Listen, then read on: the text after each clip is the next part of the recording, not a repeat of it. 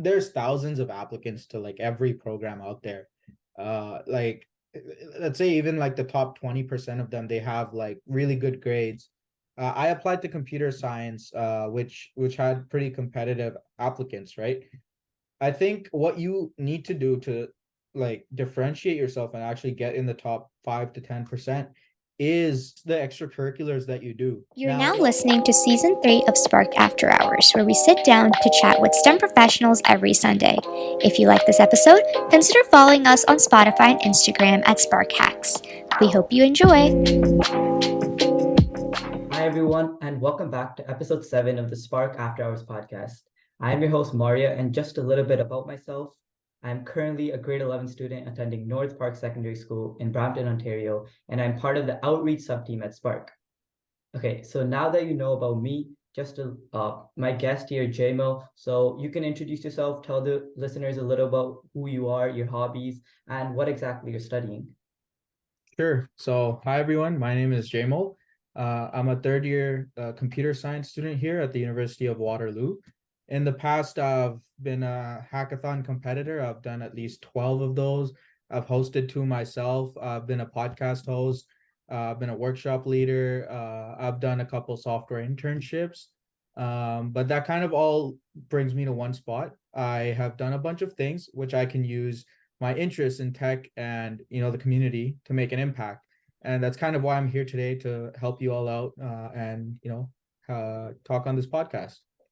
Okay, yeah, thank you so much for being here. So, just getting straight into the questions. So, for obviously a large majority of our listeners, they are high school students, and for a lot of them, they don't know what they want to pursue for post-secondary. So, if you Sure. can talk to us a little about how exactly you picked your program, like was it something that you knew you wanted to do for a long time, or just like a last minute kind of choice? Sure. I honestly knew from like grade 9 that I wanted to do something with programming. The reason is because I love computers. I love like video games. I've always been on them. And honestly, I started doing some coding contests at school. I found that fun. I used to do like math contests. I think any program that you choose can be difficult, and like life's always going to be difficult, but it's up to you to choose something that you actually enjoy and like and would be willing to like go through all that difficulty for. So don't just choose something for the money, or don't just choose something because it's all hyped up. Choose something that you actually enjoy doing. Maybe explore your interests, try out a different like high school courses. In your later years you get electives, try out coding, maybe try out another form of art, or science, or anything that you're really interested in. There's a bunch of volunteering opportunities out there that you can use to explore like what you're interested in and see if you actually like doing that. And honestly, it's okay to also change programs.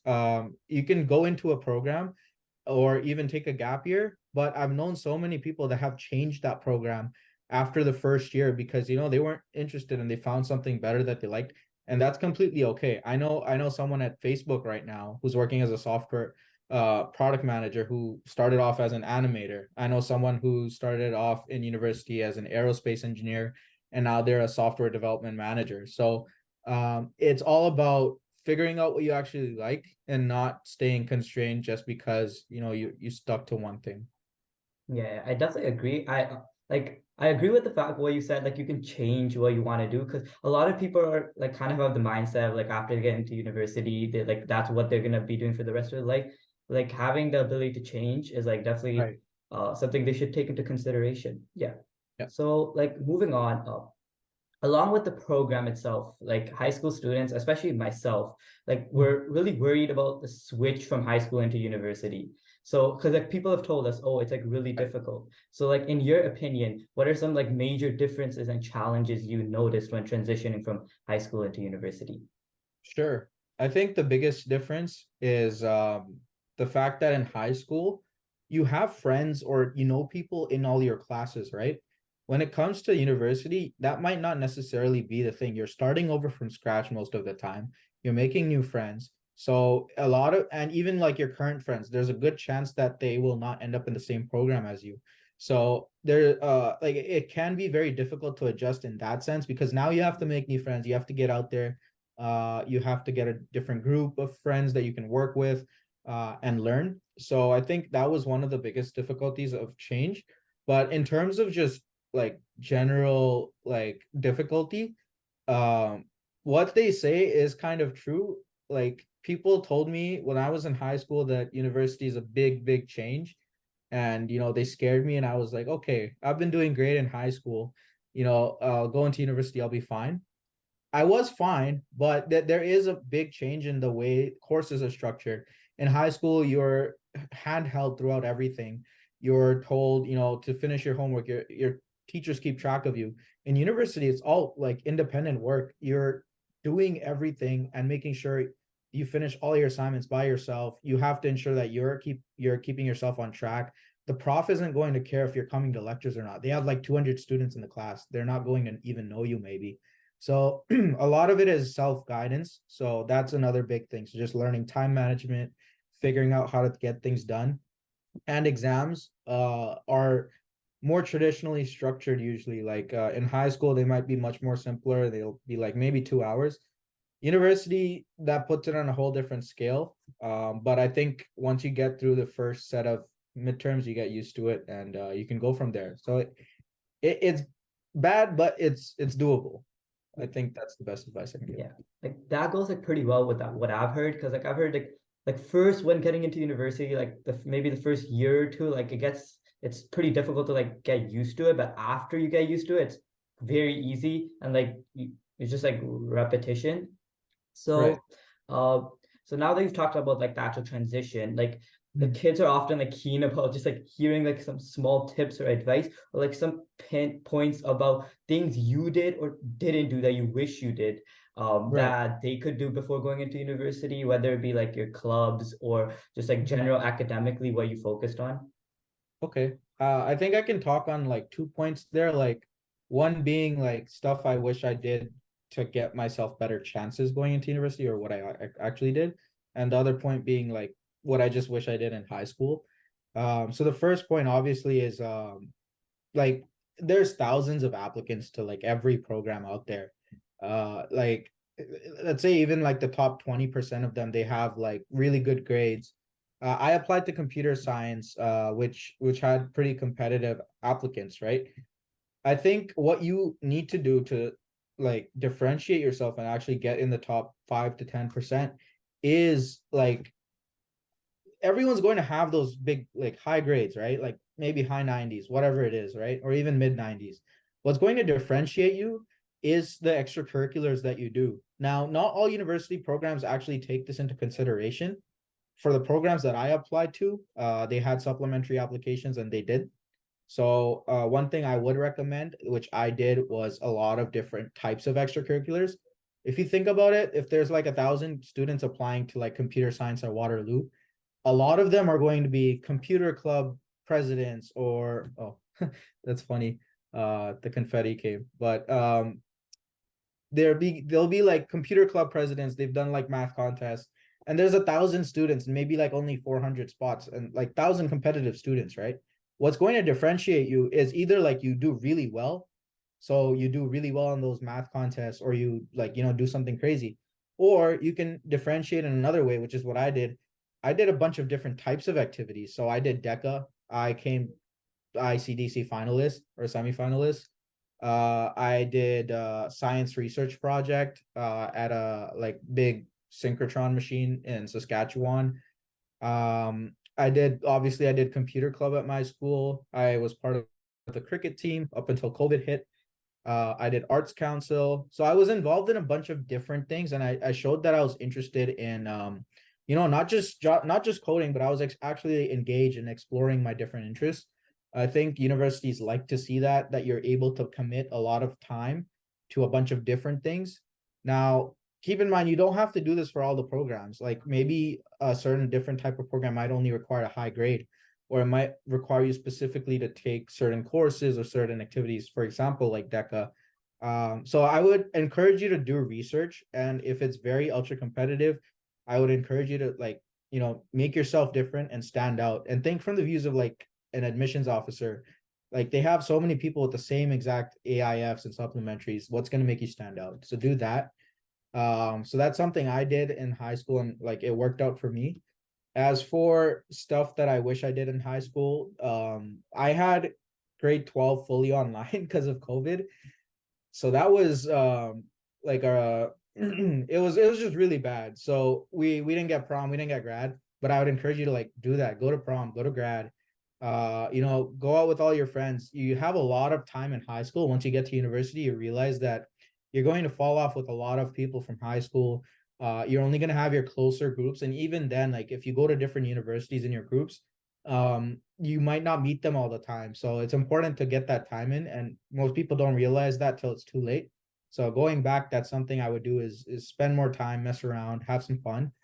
I did do that, but like obviously, like I said, grad, prom, dances, anything that will, connect you with your friends more.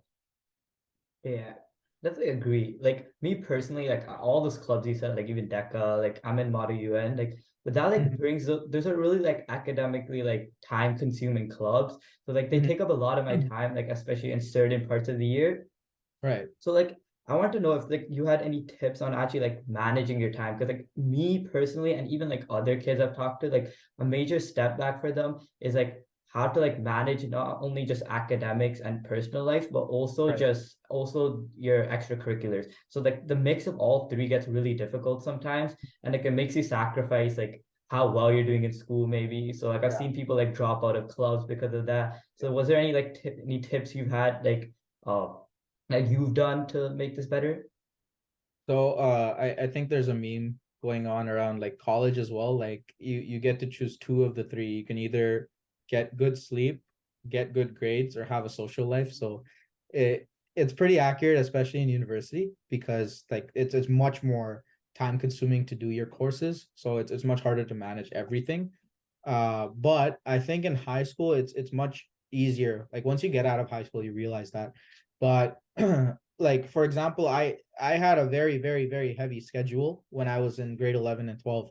So I used to work part-time at Kumon. I used to lead two clubs at school. I was part of two other clubs and research projects. I had good grades and I did have a social life. Like my friends would know. But um the main thing that I found is like you just have to know what you need to do. It's half the problem, just knowing what you have and when you have it so that you can allocate your time better. What I tend to do is I like it might sound a little like cringe, but to-do lists, they're actually so underrated. I set up my entire week. I know what I'm doing exactly when. So I know when I have free time to hang out with my friends. I know I'm gonna get good sleep. Um, your teachers might hate me for saying this, but like I didn't really pay attention in classes in high school. I kind of just like worked through the homework, especially now with like Chat GPT. You have literally the best resource out there. It's so much easier to get work done than you can think. So like use those resources, know what you have to do and when you have to do it. And I think that's the half the problem. And obviously like balance is key. It's so important not to burn out. At times I did burn out, but that's when I relied on my friends and my family to like, have some fun, take a break. Uh, so it's really important to strike that balance. I think most people really get stressed out with everything they have to deal with. And then, they might drop out of clubs or they might, reduce their sleep. But I think the best thing is to ensure that you have the best of both worlds. So you don't just go full on grind, grind, grind, but you also have that little bit of relaxing so that you can get back to that and get your mind refreshed to do that. So those are like three tips I have to manage your time better. Yeah, like I definitely need a to-do list, like from what you said. Like I've been like struggling recently with like managing everything, but I Mm-hmm. feel like as like time went on, like in grade 10 it was bad. Now like grade 11, 12, like slowly it's getting better. Mm-hmm. So something else I'm like really curious about, and like I tend to ask it to a lot of university kids when I meet them, is and like in high school, there is a level of like luck factor when getting into university, whether it be like what your actual teachers are, like some are Right. obviously a lot more difficult than others. So like there may be like a variation in your grades, right? So in terms of the courses you even picked, was there any like strategies you use? Because I know like a lot of kids like they like to pick like unique courses because they like it helps them or helps them boost their grade or something like that. So was there anything unique that you did like that to help you inflate your average? Sure. So, I mean, in high school, you have a lot more electives depending on which program you're applying to. Even if you're applying, I think engineering has the most requirements because you have to take physics, chemistry, and like a bunch of math courses. But definitely take your booster courses. They don't have to be in like the same like class code, right? Like they don't have to be a CS booster. They don't have to be like engineering course. They can be like fitness, they can be business, they can be arts. Anything really that's a university level course code will boost your average. It will also help you by like, you have a lower time consumption for that course, so you can actually use that time and focus on your other courses and get better grades. So obviously there is a luck factor in like, what teachers you get, what grades you're going to get. One thing I did actually that benefited me was in grade 11, I took a booster course from grade 12. So this was a business course, which I had met all the prerequisites for. I just ended up taking that in grade 11. I got a pretty good grade. That counted towards my, university grade 12 average. And what that allowed me to do then was in grade 12, I had one spare, right? For like I actually had two spares because I didn't require as many courses. And I even had a course in summer school, which I had to take because, spots were full, it was COVID. So there was some situation there. But freeing up time in grade 12 is really important, and making sure that you're able to do everything. Your grade 11 marks do matter. The reason is, if you think about it, by the time universities see your grade, it's probably around March to April. And by that point, they haven't seen any of your grades in the second semester.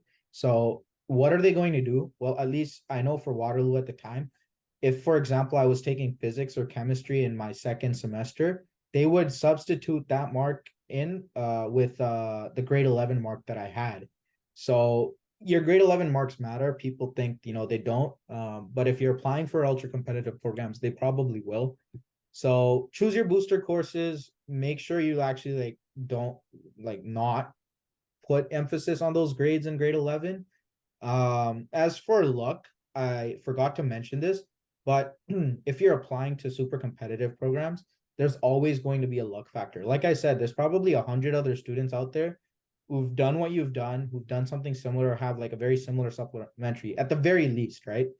Luck is a huge factor. I've known people who've gotten in to like computer science with no coding experience, nothing on their supplementary, but well, not nothing on their supplementary, but like nothing like CS related, and they've gotten in. But I've also known people that have done like, 3 software internships in the past before university, and they haven't gotten in.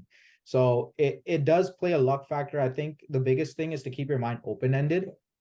It's very easy to fall into like, oh, this university is the best, this program's the best. If I don't get in, like I'm gonna try everything to get in, and just focus all on that. But what the issue with that is like, you're gonna hurt yourself at the end if you don't end up getting in.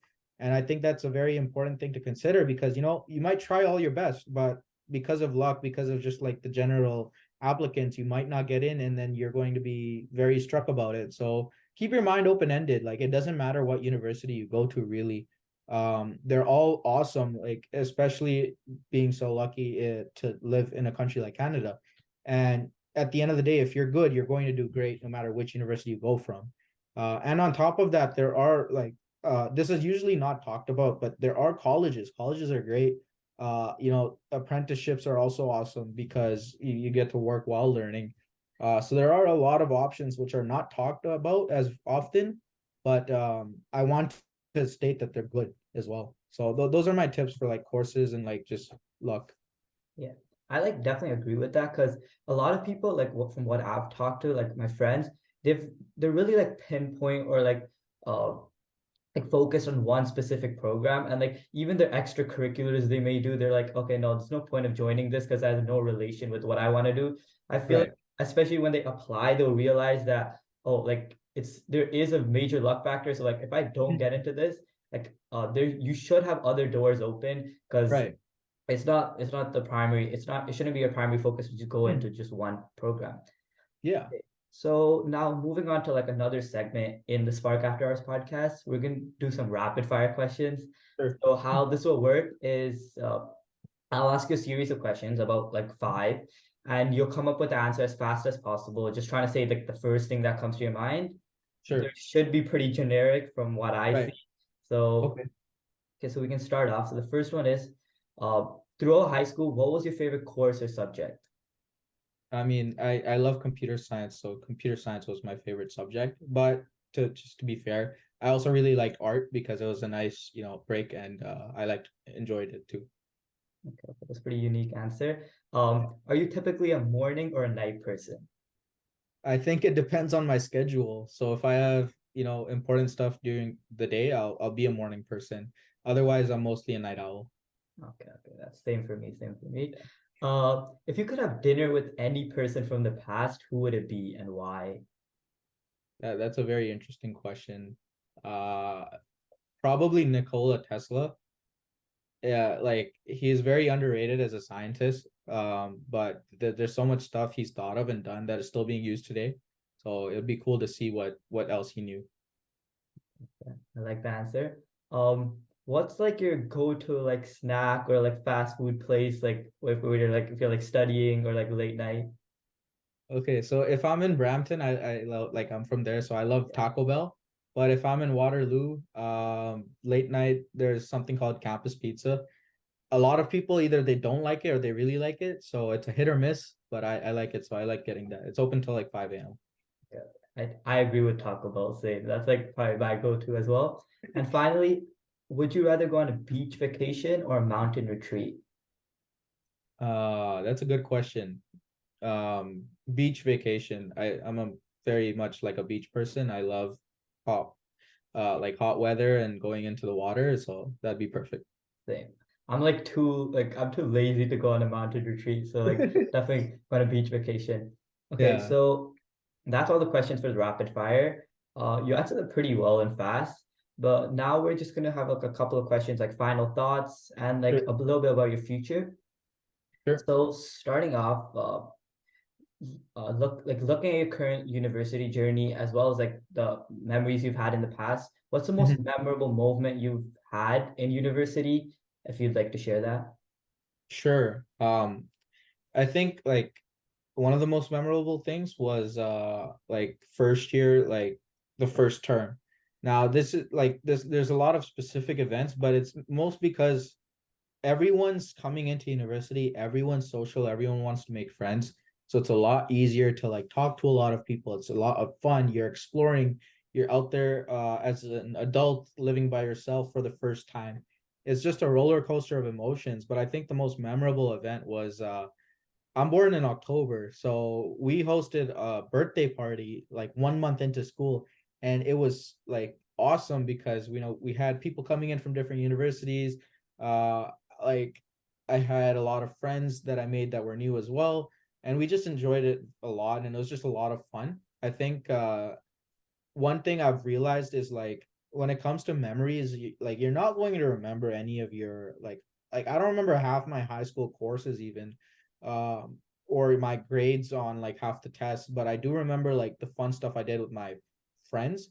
Same thing with university. Like I don't remember half the tests I've done, but I do remember like all the fun stuff I've done with my friends, all the things I actually enjoyed, right? So going back like that's the best part of university. Okay, that's interesting. And just to sum up the questions here, as you like approach your final years in university, what are your plans for the future? Like even this next year or like after university, do you have anything planned out? Are you going to be doing anything? Sure. So I like to think I'm doing a little bit of like different things. So in the past, so computer science has a co-op program at Waterloo. For those of the people that don't know, it's just like so you do 4 months of studying, so that's a regular semester, and then you go out and do an internship. And then we alternate between those type of semesters. So like we do 6 internships in total. Out of those, I've done 2 so far, and I've done both in software. So those were awesome. You get paid. Sometimes it's remote, so it's awesome because you can just stay at home, and work from home is what everyone knows it to be. But it really pays off your tuition and your expenses. So I love that aspect. Currently, I'm headed into a company called Wombi. It's in the States. and I'll be working at a startup to help develop their platform for gratitude for medical staff in hospitals. So I'm super excited about that. I still have 3 internships left after that. So, the ideal is like, somewhere in Cali. Like it's a general saying, Cali or bust. So that's one idea I want to do.